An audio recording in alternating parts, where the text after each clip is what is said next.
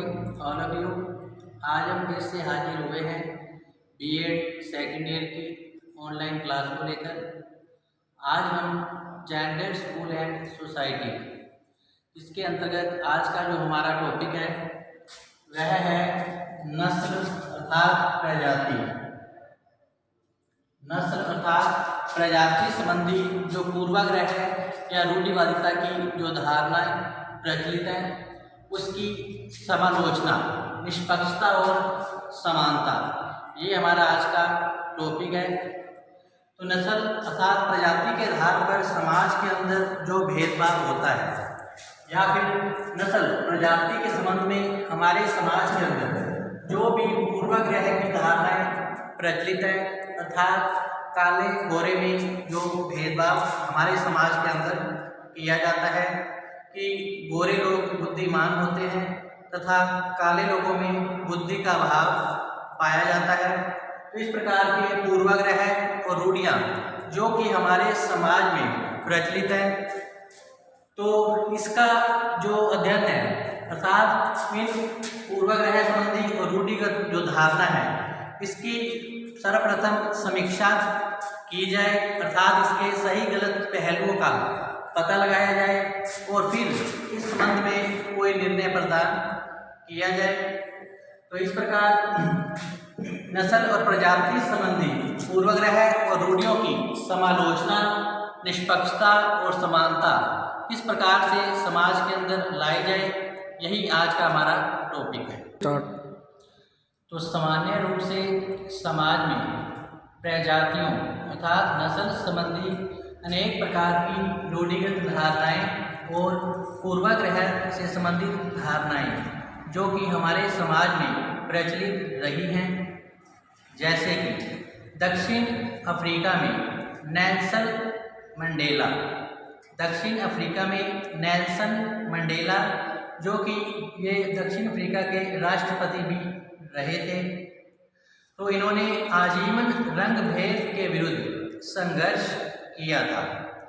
तो सामान्य रूप से आज भी हमारे समाज के अंदर कुछ जातियों को श्रेष्ठ माना जाता है और कुछ जातियों को निम्न समझ लिया गया है, अर्थात उन्हें बुद्धिहीन माना गया है। इसी प्रकार गोरे रंग के व्यक्तियों को समाज के अंदर अच्छा माना जाता है और उनका सम्मान किया जाता है, और काले रंग के व्यक्तियों को बुद्धिहीन मानकर उनके साथ भेदभावपूर्ण व्यवहार हमारे समाज के अंदर किया जाता है। यह एक रूढ़िवादिता की धारणा है, पूर्वाग्रह से ग्रसित एक धारणा है। जबकि काले और गोरे रंग के जाति के बालक बालिकाओं को एक समान अवसर आगे बढ़ने के मिलने चाहिए, अर्थात समान अवसर इनको अपने विकास करने का प्राप्त होना चाहिए। तो इस प्रकार नस्ल और प्रजाति के आधार पर अनेक रूढ़िगत धारणाएं हमारे समाज के अंदर प्रचलित हैं, जिसके कारण हमारे समाज में भेदभाव किया जाता है और काले लोगों को आगे बढ़ने का अवसर जो है वो समाज में मिल नहीं पाता है। तो एक शिक्षक को सदैव ही इन रूढ़िगत धारणाओं और पूर्वाग्रह से ग्रसित धारणाओं से बचना चाहिए और उसे विद्यालय या महाविद्यालय के अंदर सभी छात्र छात्राओं के साथ समानता का व्यवहार करना चाहिए, न कि काले गोरे के आधार पर इन छात्र छात्राओं के साथ भेदभाव किया जाए। तो एक शिक्षक को स्वयं अपने आप को इन पूर्वाग्रह से बचना चाहिए और समाज को भी यही सीख देनी चाहिए कि ईश्वर ने सबको एक समान बनाया है, अतः हमें इनमें किसी प्रकार का भेदभाव नहीं करना चाहिए। तो इस प्रकार एक शिक्षक है उसको इन पूर्वाग्रह से बचने के लिए अर्थात इन पूर्वाग्रह को दूर करने के लिए वह जो शिक्षक है निम्नलिखित उपाय अपना सकता है। जैसे कि नंबर 1 है समानता के दृष्टिकोण का विकास। तो एक शिक्षक को सदैव ही अपने छात्र छात्राओं के प्रति समानता का दृष्टिकोण रखना चाहिए। उसे यह बताना चाहिए कि समाज के अंदर सब समान है, कोई भी छोटा बड़ा ऊंचा नीचा नहीं है। ईश्वर ने सबको एक समान बनाया है, अतः समाज के अंदर सभी को आगे बढ़ने का अधिकार है। जन्म से ही कोई व्यक्ति मूर्ख या बुद्धिमान नहीं होता है, बल्कि परिस्थितियों के प्रभाव के कारण और उचित सुविधा नहीं मिलने के कारण ही व्यक्ति का जो विकास है वह अवरुद्ध हो जाता है। और इस प्रकार प्रत्येक व्यक्ति के साथ उसकी आवश्यकता की पूर्ति और सर्वांगीण विकास के लिए उचित व्यवहार करना एक शिक्षक का मुख्य कर्तव्य बन जाता है। तो इस प्रकार एक शिक्षक का यह नैतिक कर्तव्य भी है कि वह शिक्षण कार्य करवाते समय विद्यालय या महाविद्यालय में अपने छात्र छात्राओं के साथ ऊंच नीच काले गोरे के आधार पर किसी भी छात्र छात्रा के साथ भेदभाव नहीं करें, बल्कि सबके साथ समानता का व्यवहार करते हुए बच्चों में भी इनके प्रति सकारात्मक दृष्टिकोण का विकास करें, ताकि समाज के अंदर ऊंच नीच छुआछूत काले गोरे के आधार पर जो भेदभाव है वह समाप्त हो सके तथा निम्न लोगों के मन में भी आशावादी दृष्टिकोण विकसित हो, वे भी अपने पैरों पर खड़ा होकर समाज में आगे बढ़ पाए। तो इस प्रकार एक शिक्षक नस्ल अर्थात प्रजाति के आधार पर भेदभाव को समाप्त करने में अपनी मुख्य भूमिका निभा सकते हैं और इससे समाज के अंदर सकारात्मक दृष्टिकोण उत्पन्न होगा तथा काले गोरे के आधार पर जो भेदभाव है वह स्वतः ही समाप्त होने लगेगा। इसी प्रकार नेक्स्ट है नंबर 2, भेदभाव की समाप्ति। तो इसी प्रकार एक शिक्षक को समाज के अंदर सदैव ही भेदभाव जो हमारे समाज के अंदर प्रचलित है उन्हें समाप्त करने का उसे प्रयास करना चाहिए, क्योंकि जब तक समाज के अंदर ऊंच नीच जाति पाति छुआछूत जैसे भेदभाव को समाप्त नहीं किया जाएगा तब तक हमारा समाज आगे नहीं बढ़ सकता और समाज के अंदर नस्ल और प्रजाति के आधार पर ये जो पूर्वाग्रह की धारणाएं हैं या जो रूढ़िवादिता के आधार पर इन निम्न उच्चता और निम्नता का क्रम जो मान लिया गया है ये फिर यूं ही चलता रहेगा। इसके कारण समाज आगे नहीं बढ़ पाएगा, क्योंकि लोकतांत्रिक देश में हमारे समाज के अंदर सबको समानता का अधिकार है। यहाँ जाति, धर्म, भाषा, लिंग आदि के आधार पर किसी से भी भेदभाव नहीं किया गया है।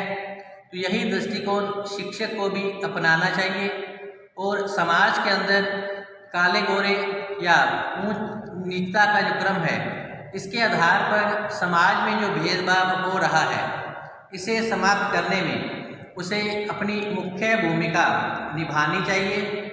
और शिक्षक को सर्वप्रथम अपने विद्यालय में जाति और नस्ल के आधार पर जो भेदभाव हो रहा है उसे समाप्त करने का सर्वप्रथम प्रयास करना चाहिए, जिससे कि समाज के अंदर योग्य नागरिकों का निर्माण हो सके और इन नागरिकों के तैयार होने पर जो भावी समाज है वह इन पूर्वाग्रहों से स्वतः ही बाहर हो जाएगा। अर्थात समाज के अंदर नस्ल और प्रजाति के आधार पर जो भेदभाव किए जा रहे हैं वह ये जो भावी नागरिक तैयार होंगे वह स्वतः ही इन भेदभावों को समाप्त करने में मुख्य भूमिका निभाएंगे। तो शिक्षक एवं उसके प्रयास ही इन पूर्वाग्रह और रूढ़िवादी धारणाओं को समाप्त कर सकते हैं। अतः शिक्षक का ये कर्तव्य बन जाता है कि समाज के अंदर जो भी भेदभाव किए जाते हैं उच्चता निम्नता के आधार पर या काले गोरे रंग के आधार पर या ब्राह्मण क्षत्रिय वैश्य शूद्र के आधार पर। तो इन सब के प्रति उसको सकारात्मक दृष्टिकोण रखते हुए सब के साथ समानता का व्यवहार उसे करना चाहिए और यही सीख छात्र छात्राओं को और अभिभावकों को भी प्रदान करनी चाहिए। नेक्स्ट है तो समाज में व्यापक पूर्वाग्रह को समाप्त करने के लिए वैज्ञानिक दृष्टिकोण विकसित करना भी अत्यंत आवश्यक है।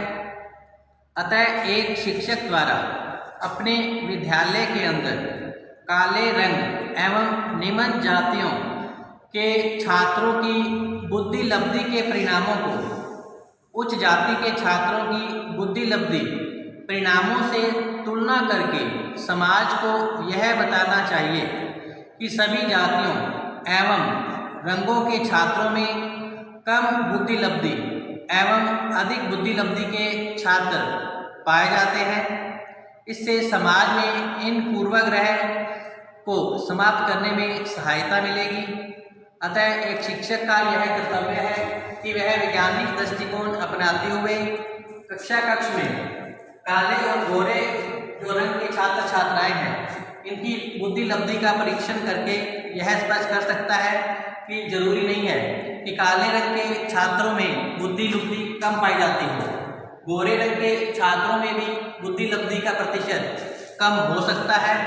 ये जरूरी नहीं है कि हर बार काले रंग के छात्रों में ही बुद्धि लब्धि कम पाई जाती हो। तो इस प्रकार ईश्वर ने सबको एक समान बनाया है और बुद्धि लब्धि है वो उसके घर की परिस्थितियों अर्थात खान पान रहन सहन वेशभूषा के स्तर को निर्धारित करती है और उसी के आधार पर ही बुद्धि का विकास होता है। तो इस प्रकार बुद्धि सभी में होती है, चाहे वो काले रंग का व्यक्ति हो चाहे वो गोरे रंग का। तो जरूरी नहीं है कि गोरे रंग के छात्रों में बुद्धि अधिक पाई जाती हो और काले रंग के छात्रों में बुद्धि का अभाव रहता हो। तो ये दृष्टिकोण अर्थात वैज्ञानिक दृष्टिकोण अपनाते हुए शिक्षक को यह बातें समाज के अंदर विकसित करनी चाहिए, जिसके कारण की नस्ल और प्रजाति के आधार पर हमारे समाज के अंदर जो भेदभाव किया जाता है उसे कम किया जा सके। जैसे कि अफ्रीका के राष्ट्रपति नेल्सन मंडेला जी ने काले गोरे रंग के भेदभाव को समाप्त करने के लिए इन्होंने आजीवन संघर्ष किया था। हमारे भारत के राष्ट्रपति जी ने 1991 के अंदर मुख्य अतिथि के रूप में नेल्सन मंडेला जी को आमंत्रित भी किया था और इन्होंने मुख्य अतिथि के रूप में गणतंत्र दिवस पर अपनी भूमिका का निर्वहन किया था। तो इस प्रकार समाज के अंदर समानता स्थापित करने, काले गोरे में भेदभाव समाप्त करने हेतु नेल्सन मंडेला जी ने, जो कि अफ्रीका के राष्ट्रपति रहे थे, इन्होंने अथक प्रयास किए थे और इन्हें समाज में समानता का व्यवहार करने के लिए इन्होंने जोर डाला था। नेक्स्ट है शैक्षिक उदाहरणों का प्रस्तुतिकरण। तो इस प्रकार शिक्षक को अपने विद्यालय में अध्ययनरत जो निम्न जातियों और काले रंग के छात्रों द्वारा जो महत्वपूर्ण और बुद्धिमानी कार्य किए जाते हैं, इसके लिए शिक्षक का कर्तव्य है कि वह इन काले और बुद्धि जो काले व्यक्ति हैं या फिर जिन्होंने बुद्धिमानी कार्य किए हैं उन्हें अच्छे पुरस्कार देकर उन्हें सम्मानित करना चाहिए। समाज को सीख देनी चाहिए कि देखो किस प्रकार एक काले रंग का छात्र है, इसे समाज में अच्छा नहीं माना जाता और इन्हें है की दृष्टि से देखा जाता है, इसने समाज हित में कितना अच्छा कार्य किया है। अतः एक शिक्षक के द्वारा उसे पुरस्कृत करके उसमें आत्मविश्वास और आत्म संतोष की भावना जो है वो उनमें विकसित कर सकता है, जिससे कि समाज के अंदर काले लोगों के प्रति भी सम्मान भाव विकसित हो अर्थात उनके प्रति भी आदर भाव किया जाता हो। इससे समाज के व्यक्तियों को ज्ञात होगा कि उनके मन में जो काले लोगों के प्रति पूर्वग्रह संबंधी धारणाएं हैं या रूढ़िवादी जो धारणाएं प्रचलित हैं कि काले लोग बुद्धिहीन होते हैं, समाज के विकास में इनका कोई योगदान नहीं होता।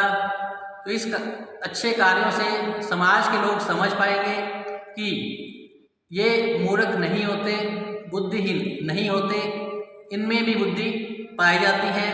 ये भी समाज के विकास में अपना उतना ही योगदान दे सकते हैं जितना कि गोरे रंग के लोग।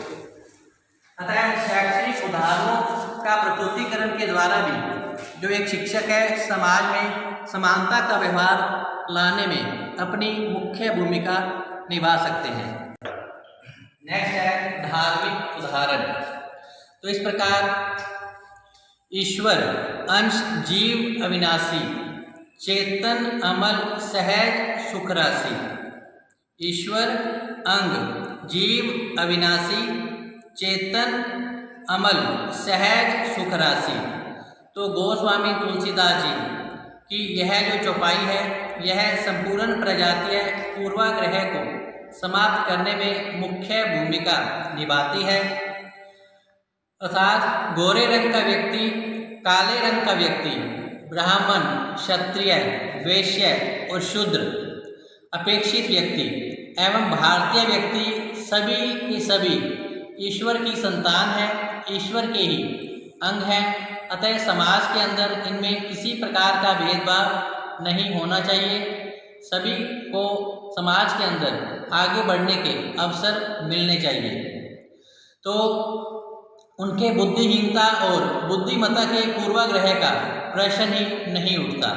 अर्थात सभी ईश्वर की संतानें हैं, ईश्वर ने सबको एक समान बनाया है, किसी को काला तो किसी को गोरा, लेकिन बुद्धि सभी में पाई जाती है। तो इस प्रकार के उदाहरण एक शिक्षक को समय समय पर विद्यालय एवं समाज के अंदर प्रस्तुत करते रहना चाहिए, जिससे कि नस्ल और प्रजाति के आधार पर जो हमारे समाज के अंदर पूर्वाग्रह या रूढ़िवादिता की जो धारणाएं हैं उसे समाप्त किया जा सके और समाज के अंदर समानता स्थापित हो सके। इसी प्रकार लास्ट आइटम में जो कि वो है मानवीय मूल्यों का विकास। तो इस प्रकार मनुष्य है वही कि जो मनुष्य के लिए मरे। जो व्यक्ति मनुष्य के प्रति भेदभाव करता हो वह मनुष्य कहलाने योग्य नहीं होता। इसलिए एक शिक्षक को अपने कार्य व्यवहार में किसी प्रकार की भेदभाव की स्थिति उत्पन्न नहीं होने देनी चाहिए, क्योंकि गोरे रंग, काले रंग, ब्राह्मण, क्षत्रिय, वैश्य और शूद्र में कोई अर्थ नहीं होता, क्योंकि ये सभी समाज के ही एक अंग हैं और सभी मानव हैं। मानव को मानव के हित में ही कार्य करना चाहिए, न कि समाज के अंदर ऊंच नीच, छुआछूत, भेदभाव, काले गोरे रंग के आधार पर भेदभाव करना चाहिए। अर्थात समाज के अंदर समानता और समन्वित दृष्टिकोण अपनाते हुए सभी व्यक्तियों के साथ समानता का व्यवहार करना चाहिए। सभी मनुष्य ईश्वर की संतान है, सभी में बुद्धि पाई जाती है। अतः इस बुद्धि का समाज के हित में प्रयोग किया जाए और ऊंच नीच, छुआछूत, भेदभाव की भावना को मन से निकाल देना चाहिए, क्योंकि जिस समाज में ऊंच नीच, छुआछूत, भेदभाव की भावनाएं ग्रसित रहती हैं वह समाज कभी भी आगे नहीं बढ़ सकता। तो इस प्रकार नस्ल और प्रजाति के संबंध में पूर्वाग्रह या रूढ़ियों की जो धारणाएं हैं उसकी समीक्षा करने के पश्चात यह स्पष्ट होता है कि सभी मनुष्य ईश्वर की संतान हैं और सभी को ही समाज में आगे बढ़ने का अधिकार है। तो इसके साथ ही आज का टॉपिक हमारा यहीं समाप्त होता है। कल हम फिर से एक नए टॉपिक के साथ हाजिर होंगे। तब तक आप घर पे रहिए, सुरक्षित रहें, पढ़ते रहें। धन्यवाद।